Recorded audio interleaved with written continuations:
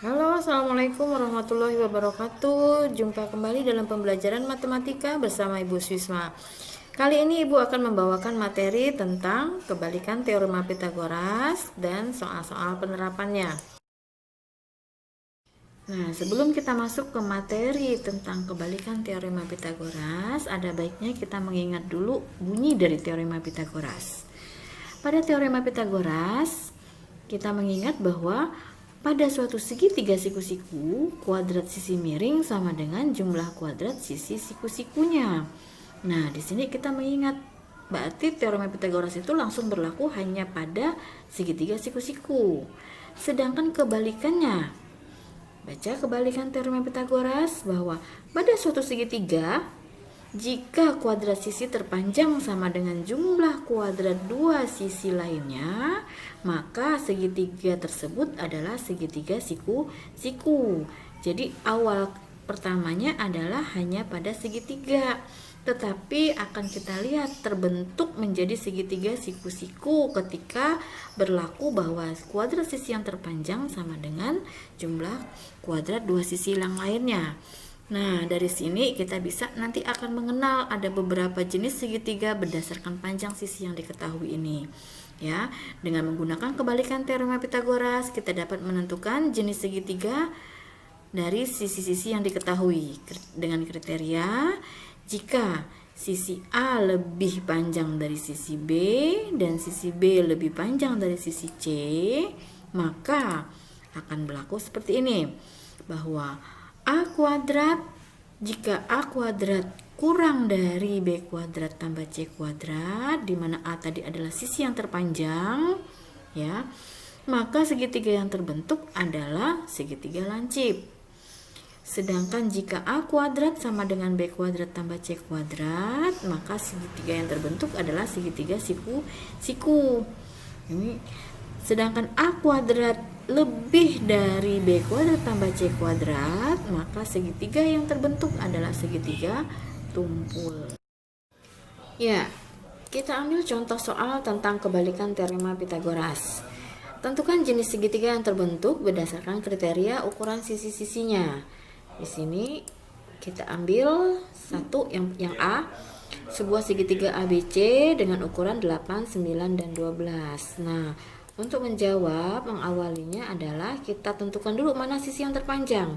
Sisi yang terpanjangnya adalah 12. Maka dari 12 inilah kita bentuk apakah kuadrat sisi yang terpanjang kita bandingkan dengan jumlah kuadrat dua sisi yang lainnya.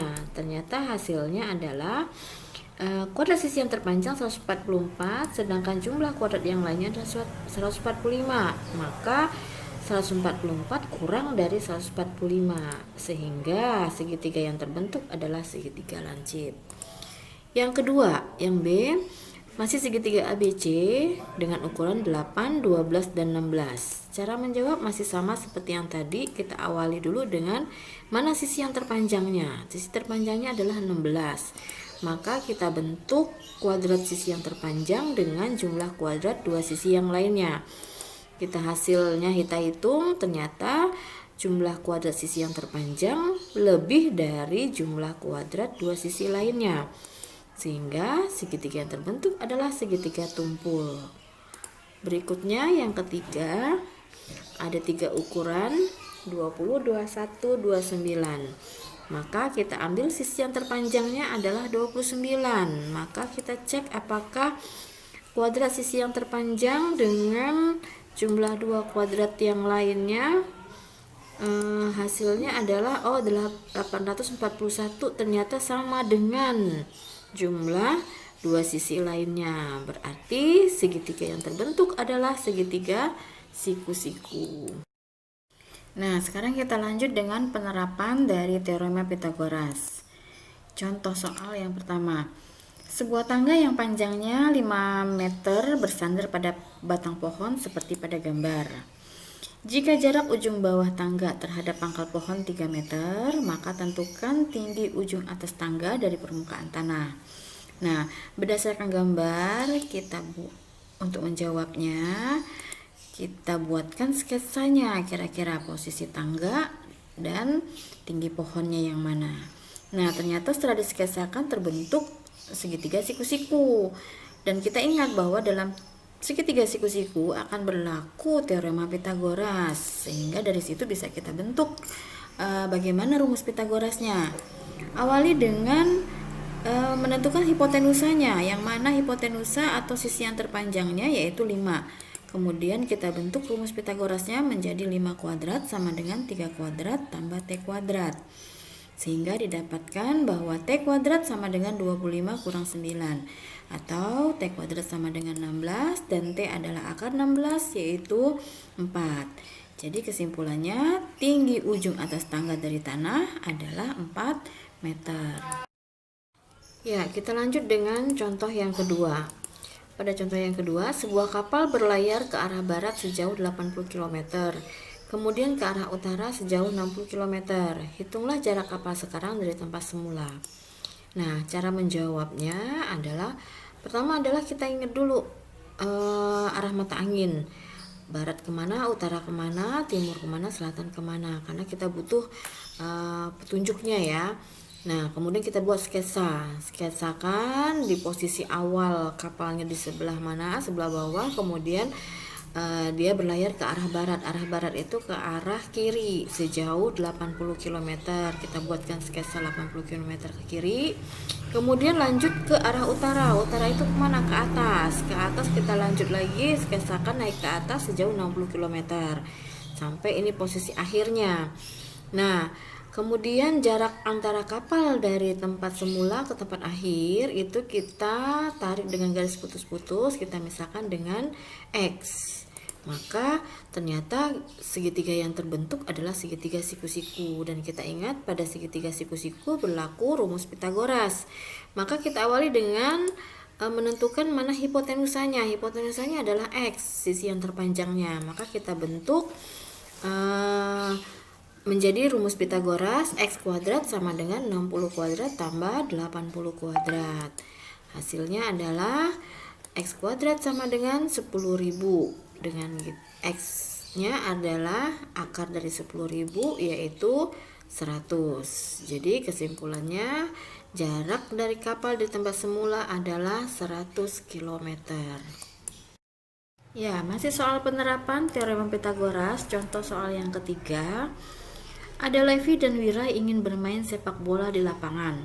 Rumah Levi berada tepat 16 km di barat rumah Wira, sedangkan lapangan berada tepat 12 km di utara rumah Wira. Berapakah jarak rumah Levi ke lapangan? Nah, ada ini gambarannya, kira-kira ada si Levi, ada Wira, ada lapangan. Nah, cara menjawab seperti tadi, kita awali dengan sketsakan mana posisi Levi, Wira, dan lapangan. Kemudian lengkapi dengan ukuran-ukuran, kemudian mana yang ditanya. Posisi atau jarak rumah Levi ke lapangan. Kita misalkan dengan X. Maka kita awali lagi karena dia berbentuk segitiga siku-siku, maka berlaku rumus Pitagoras. Dalam bentuk rumus Pitagoras, hipotenusanya adalah X menjadi X kuadrat sama dengan 16 kuadrat tambah 12 kuadrat. Kita tentukan hasilnya, didapatlah X kuadrat sama dengan 400. Maka nilai X adalah akar dari 400 atau 20. Sehingga dapat kita kesimpulkan bahwa jarak rumah Levi ke lapangan adalah 20. Ya, masih penerapan teorema Pitagoras, kita ambil contoh yang keempat. Nah, dari puncak sebuah menara dengan arah yang sama, Andi melihat sebuah pohon dan sebuah mobil dengan jarak masing-masing 15 meter dan 13 meter. Jika tinggi menara 12 meter, jarak mobil dan pohon itu adalah berapa? Kira-kira ada gambarannya seperti ini. Jadi dia melihat dari atas menara, jarak ke pohon itu 15 meter, sedangkan jarak ke mobilnya adalah 13 meter. Jika tinggi menaranya 12 meter, berapakah jarak mobil ke pohon? Nah, cara menjawab selalu kita awali dengan sketsa. Sketsakan sehingga terbentuk ada gambaran segitiga. Nah, nanti akan terlihat di sini Ibu bagi menjadi segitiga kuning dan segitiga yang kuning dan biru gabungan ya. Keduanya itu adalah segitiga siku-siku. Nah, cara menjawab yang pertama adalah kita lihat dulu jarak dari menara ke mobil. Perhatikan dulu segitiga kuningnya. Nah, pada segitiga kuning terdapat segitiga siku-siku di mana sisi yang terpanjangnya adalah 13. Maka kita buat dalam bentuk rumus Pitagorasnya, 13 kuadrat sama dengan 12 kuadrat ditambah X1 kuadrat. X1 ini adalah jarak menara ke mobil. Ya. Maka didapatlah X1 kuadratnya adalah 169 kurang 144 yaitu 25. Maka didapat nilai X1 adalah akar 25 yaitu 5. Jadi jarak mobil ke menara adalah 5 meter ya. Nah, kemudian kita lanjut dengan perhatikan lagi segitiga yang besar yaitu segitiga kuning dan biru. Nah, di sini kita melihat sisi yang terpanjangnya adalah 15. Kita bentuk rumus Pitagorasnya menjadi 15 kuadrat sama dengan 12 kuadrat tambah X2 kuadrat. X2 kuadrat itu adalah jarak menara ke pohon. Nah, sehingga didapatlah hasil X kuadrat sama dengan 225 kurang 144. Hasilnya adalah X kuadrat sama dengan 81, maka X2 adalah akar 81 atau 9. Jadi didapat jarak pohon ke menara adalah 9 meter. Nah, tapi yang ditanya adalah bukan jarak pohon ke menara, tetapi jarak mobil ke pohon. Nah, berarti jarak mobil ke pohon itu bisa kita dapatkan dari jarak pohon ke menara dikurangin jarak mobil ke menara, sehingga didapatlah jarak mobil dan pohon adalah 9 km dikurang 5 meter sama dengan 4 meter. Demikian pembelajaran kita untuk materi kebalikan teorema Pitagoras beserta soal-soal penerapannya. Sampai jumpa kembali pada pembelajaran berikutnya. Terima kasih atas perhatian. Wassalamualaikum warahmatullahi wabarakatuh.